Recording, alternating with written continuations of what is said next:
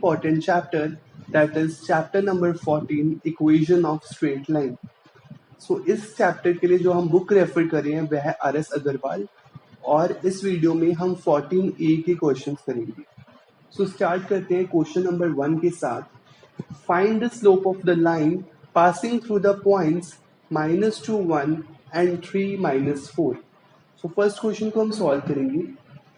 सो देखिए, जो slope of the line है जिसमें आपको 2 पॉइंट्स गिवन होंगे, तो उसकी स्लोप फाइंड करने के लिए आपको जो फॉर्मूला यूज करना होगा that is very easy, y2 minus y1 upon x2 minus x1. अब इस केस में x1 y1 हम इसको लेट कर लेते हैं और x2 y2 हम 3 -4 को लेट कर लेंगे.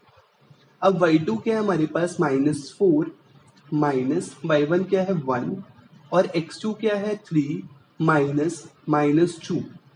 अब -4 और -1 तो हो गया आपका -5 और 3 + 2 हो गया 5. तो इसकी कटिंग कर देंगे तो आपका आंसर कितना आ जाएगा -5. इसी तरीके से हम सेकंड क्वेश्चन को सॉल्व करेंगे. सो सेकंड क्वेश्चन में हम x1 y1 ले लेंगे 0 और -3 को, और x2 y2 ले लेंगे हम 2 1. आप भी क्या करें, साथ में कॉपी पेन लेकर बैठें और खुद से क्वेश्चन को सॉल्व करें ताकि आप इससे कुछ सीख पाए. राइट, चलिए. अब y2 है हमारे पास 1 और -3 और x2 है 2 -0. सो 1 + 3 कितना आ जाएगा 4 और 2 - 0 इज 2. सो 4/2. तो आपकी स्लोप इस केस में कितनी आ जाएगी 2. सो फर्स्ट क्वेश्चन की स्लोप आई है -1 एंड सेकंड क्वेश्चन की स्लोप आएगी 2. लगाएंगे y2 minus y1 that is -1 minus -9 divide by -2 and -4. Now this will become -1 + 9 or this will become -6. So it will come 8 by -6 और इसकी कटिंग करने पर 2 के टेबल पे आ जाएगा -4/3. राइट. सो आप क्या करिए, फोर्थ पार्ट को खुद से सॉल्व करके मुझे कमेंट सेक्शन में इसका आंसर बताइए. तो जल्दी से इसको सॉल्व करें और साथ में कॉपी पेन जरूर रखें. सो मूव करते हैं हम सेकेंड क्वेश्चन की तरफ. सो सेकेंड क्वेश्चन में है, if the slope of the line joining the point K3 and Q8 - 6 is -3/4, find the value of K. अब आपको स्लोप ऑलरेडी गिवन है -3/4 और आपको 2 पॉइंट्स गिवन है जिसमें आपको एक का x कोऑर्डिनेट K दिया जिसकी वैल्यू आपने फाइंड करनी है. राइट गाइस, चलो अब क्या करते हैं, हम वही फॉर्मूला लगाएंगे. स्लोप का फॉर्मूला सिंपली क्या होता है, y2 minus y1 upon x2 minus x1. सो m का फॉर्मूला है, स्लोप को हम m से रिप्रेजेंट कर सकते हैं, y2 minus y1 over x2 minus x1. चलिए, अब इसका x1 होगा कि और y1 है 3, x2 है इसका 8 और y2 है इसका -6. सो आ जाएगा -6 माइनस 3 ओवर 8 माइनस k, और ये इक्वल है -3/4 की आपको गिवन है. अब ये -6 माइनस 3 आ जाएगा -9 over 8 minus k is equal to -3/4, और ये माइनस माइनस क्या हो जाएगा कैंसिल, और इसकी क्रॉस मल्टीप्लिकेशन कर दी. 9 4s are 36, 8 3s are 24 minus 3k. अब 3k को एक साइड पे ले जाएंगे और 24 में से 36 को माइनस कर देंगे. 24 माइनस 36 आ जाएगा -12, और 3 के साथ डिवाइड करने पर k की वैल्यू आ जाएगी -4. So this is your answer. तो सिंपली हमने स्लोप का फॉर्मूला यूज करके ही इसका आंसर फाइंड किया. चलिए मूव करते हैं हम थर्ड क्वेश्चन की तरफ. चलिए, थर्ड क्वेश्चन है, without using the distance formula prove that these points are collinear. Right. अब हमें इसे शो करना है कि पॉइंट कोलिनियर है. इस स्टेटमेंट को थोड़ा सा हम करेक्ट करेंगे. इस स्टेटमेंट में हमें 3 - 2 गिवन है. ठीक है, तो इस स्टेटमेंट को आप थोड़ा सा करेक्ट कर लें. करेक्शन पेन से मैं करेक्ट कर देता हूँ. तो आपके पास है 3 - 2. This point is 3 - 2. चलिए, अब आपको डिस्टेंस फॉर्मूला नहीं यूज करना. कोलिनियर पॉइंट्स का मतलब क्या होता है कि वो पॉइंट्स जो एक ही लाइन पर है. जैसे मान लीजिए ए है, ये बी है और ये सी है, ये एक ही लाइन के ऊपर है. सो इसके लिए हम क्या करेंगे, सबसे पहले हम फाइंड करेंगे slope of A B. So slope of A B कैसे हम फाइंड करेंगे? सिंपल फॉर्मूला जो हम पहले से यूज कर रहे हैं, y2 minus y1 upon x2 minus x1। तो इस केस में क्या आ जाएगा? -2 माइनस 4 ओवर 3 माइनस 1, तो आ जाएगा -6/2 दैट इज -3, राइट। अब हम फाइंड करेंगे slope of B C. So slope of B C क्या आएगी? 16 plus 2 over -3 minus 3 that is 18/-6, तो ये आ जाएगा -3। अब ये दोनों की स्लोप क्या आ गई? इक्वल। अब टू लाइंस की स्लोप इक्वल है, तो अब AC की भी स्लोप फाइंड कर लेते हैं। चलिए तो देखते हैं AC की स्लोप कितनी आएगी। सो हमने नोटिस किया कि जो AC की स्लोप है वो है 16 minus 4 over 16 minus 4 over -3, 16 minus 4 over -3 minus 1। तो 16 माइनस 4 आ जाएगा हमारे पास 12 ओवर -4, तो उसकी कट करने पर ये आ जाएगा -3, राइट गाइस। सो सभी केसेस में आपने नोट किया होगा कि जो स्लोप है वो हमारी क्या आ रही है? इक्वल आ रही है। सो इक्वल स्लोप इस केस में भी, इस केस में भी और इस केस में भी। तो इसका मतलब है ये एक ही लाइन पे पॉइंट्स होंगे। सो अगर एक ही लाइन पे पॉइंट्स है तो इसका मतलब क्या हुआ? कि these points are collinear. Okay, चलिए मूव करते हैं फोर्थ क्वेश्चन की तरफ। इस क्वेश्चन में आपको क्या करना होगा? फाइंड करना है हमने पॉइंट की, और हमारे पास ये तीनों पॉइंट्स क्या हैं? कोलिनियर। तो इसमें हम तीनों की स्लोप फाइंड करेंगे, हम फिर तीनों की स्लोप को इक्वल करेंगे, और अगर इक्वल करने पर, स्लोप्स के इक्वल करने पर वो इक्वल आ गया तो उसे हम के की वैल्यू फाइंड कर लेंगे, राइट। तो सबसे पहले हम स्लोप ऑफ पी क्यू निकालते हैं। सो स्लोप ऑफ पी क्यू आएगी -5 y2 minus y1 upon x2 minus x1। सो कितनी आ जाएगी? -6 अपॉन 2 माइनस k, और स्लोप ऑफ आर क्यू और Q R you can say ये आएगी -3 plus 5 over k minus 2 minus 2। So -3 plus 5 is 2 over k minus 4। अब हम इन दोनों को क्या कर देंगे? इक्वल। तो -6 over 2 minus k is equal to 2 upon k minus 4। अब इसकी हम कर देंगे क्रॉस मल्टीप्लीकेशन, राइट।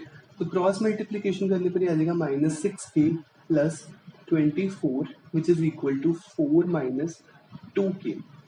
तो इस केस में क्या होगा? -6k और 2k दोनों मिलकर आ जाएगा 4k, और 24 माइनस 4 कितना आ जाएगा? 20। तो इससे अगर आप k की वैल्यू फाइंड करेंगे तो k की वैल्यू कितनी आ जाएगी? 5। सो राइट, तो इस तरीके से हम k की वैल्यू फाइंड कर सकते हैं। चलिए अब चलते हैं हम नेक्स्ट क्वेश्चन की तरफ, that is question number 5। Question number 5 में उन्होंने बोला है कि फाइंड करिए इक्वेशन ऑफ द लाइन। अब इसमें हमें इक्वेशन ऑफ लाइन फाइंड करनी है which is parallel to X axis. चलिए इसका पहले हम कॉन्सेप्ट क्लियर कर लेते हैं। एक्चुअल में इसका कॉन्सेप्ट क्या है? कॉन्सेप्ट इसका ये है कि जैसे मान लो कि एक कोऑर्डिनेट ज्योमेट्री, कोऑर्डिनेट ज्योमेट्री में हमें एक इक्वेशन ऑफ लाइन फाइंड करनी है जो पैरेलल है एक्स एक्सिस के। अब एक्स एक्सिस की पैरेलल लाइन ऐसे भी हो सकती है, this is the y axis, sorry this is the x axis. So ये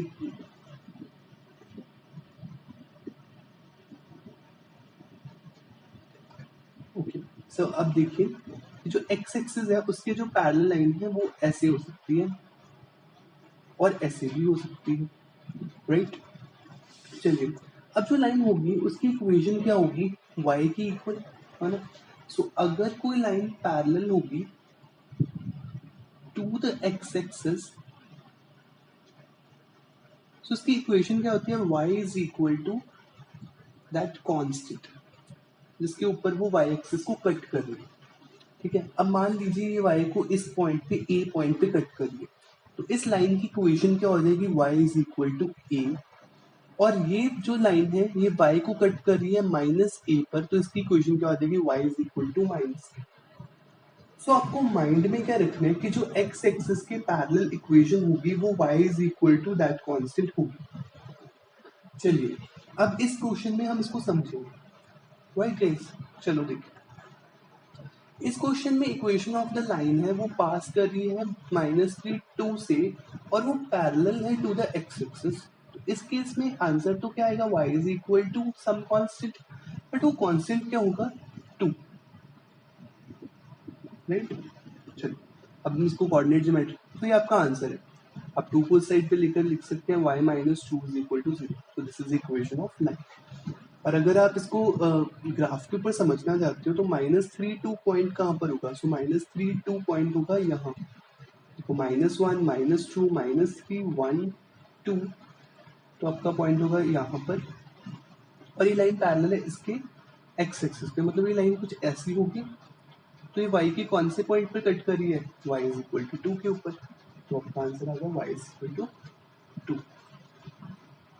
चलिए नेक्स्ट क्वेश्चन।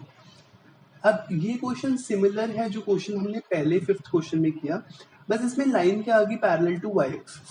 चलिए हम इसको भी ड्रॉ करेंगे, पहले ड्रॉ करके समझेंगे।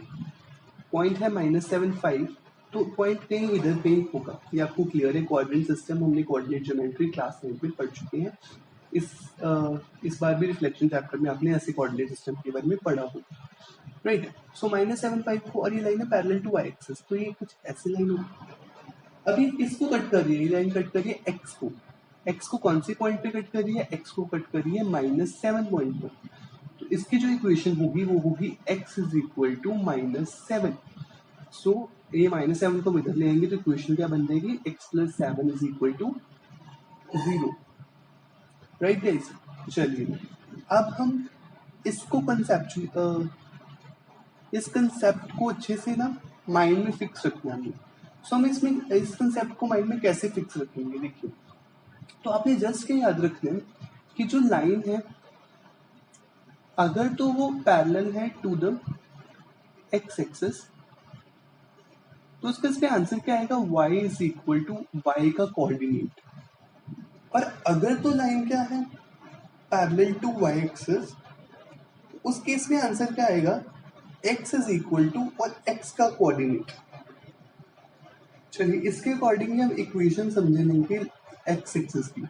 सो एक्स एक्सिस की इक्वेशन क्या होती है, एक्स एक्सिस की इक्वेशन क्या होती है, y0, और y एक्सिस की इक्वेशन क्या होती है, x0। तो ये हम कॉन्सेप्ट को क्लियर रखते हैं, आपका कॉन्सेप्ट है वेरी इंपॉर्टेंट कॉन्सेप्ट, इसको आपको माइंड में रखना होगा। चलिए नेक्स्ट क्वेश्चन की तरफ मूव करते हैं। नेक्स्ट क्वेश्चन है आपका 7th question, find the equation of the line whose inclination is 30 degree and y intercept is -2। जब भी आपको y इंटरसेप्ट गिवन होगा तो आपने जो इक्वेशन ऑफ लाइन लगानी है वो होगी y is equal to mx + c। अब इस केस में जो m क्या होती है, m होती है आपकी स्लोप, और स्लोप को हम ग्रेडियंट भी बोल सकते हैं, और c क्या होता है, y इंटरसेप्ट। अब स्लोप कैसे निकलेगी, देखो स्लोप अगर आपको एंगल गिवन हो तो स्लोप निकालने का फॉर्मूला होता है tan थीटा। अगर आपको 2 पॉइंट्स गिवन हो तो हम स्लोप कैसे फाइंड करते हैं, y2 - y1 upon x2 - x1 से। बट अगर आपको एंगल गिवन है तो स्लोप निकालने का वेरी इजी फॉर्मूला है tan थीटा निकालने का। चलिए तो tan 30 डिग्री हम इसमें से निकालेंगे। tan 30 डिग्री कितना आएगा, tan 30 डिग्री आएगा 1/√3। तो ये आपका आ गई स्लोप, तो y is equal to 1/√3x, और c आपका क्या आएगा, -2।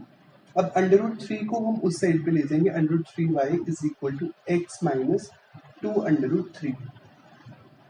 अब हम x को √3y को फिर से इधर ले आएंगे, x - √3y -2√3 is equal to 0। So ये क्या आ जाएगी, equation of line. Equation of line आपको याद रखनी होगी।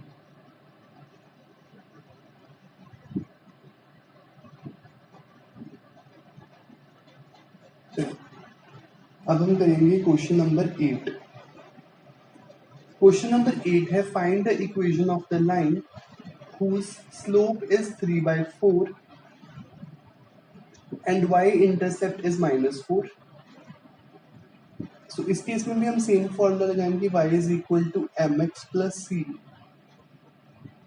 y is equal to m क्या होएगा, 3/4x सी क्या होगा -4, 4 को हम उधर ले जाएंगे 4y is equal to 3x और 4 4 सर क्या आ जाएगा 16। अब 4y को हम उधर लेकर जाएंगे 4y क्या आ जाएगा -4y -16 is equal to 0, right. तो ये क्या हमारी आ गई इक्वेशन। इसी तरीके से हम सेकेंड को भी सॉल्व कर लेंगे। तो 8 का सेकेंड पार्ट का आंसर आप मुझे कमेंट सेक्शन में लिख के बताएं। इसकी इक्वेशन क्या आएगी अगर इसका ग्रेडियंट होगा √3। सो √3 का मतलब है √3, सॉरी, सो आप इसको लिख लें और y इंटरसेप्ट आपका -2 है। सो प्लीज कमेंट सेक्शन में मुझे इसका आंसर बताएं। क्वेश्चन नंबर 9 है find the equation of the line which makes an angle 60 degree. Angle कितना बना रहे हैं 60 degree and with the positive direction of x axis and passes to the point 0 -3। जब भी ऐसा क्वेश्चन आएगा इसमें जो इक्वेशन ऑफ लाइन का फॉर्मूला लगेगा वो है y - y1 is equal to m x - x1। y1 और x1 होते हैं ये points, this is x1 and this is y1। और स्लोप हम निकालेंगे tan 60 से, तो tan 60 होता है √3, इसमें हम पुट कर देंगे।